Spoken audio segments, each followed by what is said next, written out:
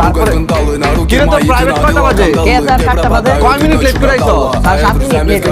এই তোমাকে গণিত পরীক্ষা কয় তারিখে? স্যার 7 তারিখে। স্যাররা কয় অধ্যায় দিছে? স্যার স্যারেরা 7টা অধ্যায় দিছে। আমি কয় অধ্যায় করাইছি? স্যার আপনি 7টা অধ্যায় করাইছেন। স্যার এই অঙ্কটা বুঝতাছি না, একটু বুঝায় দেন তো। দেখি কোন অধ্যায় কোন অঙ্ক?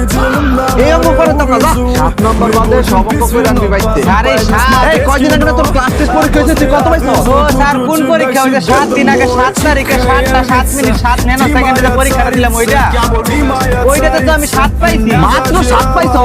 আরে স্যার 7 এ 7 পাইছি। 7 তো 7 পাবি তো না, হয় 6 পাবি না 8 পাবি।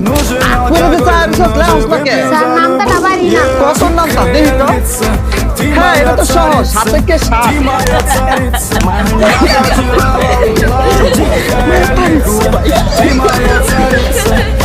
তাড়াতাড়ি লেখ, টাইম নাই। 7 মিনিট বেশি হয়ে গেছে, ছুটি দিয়ে দেন। আরে তুই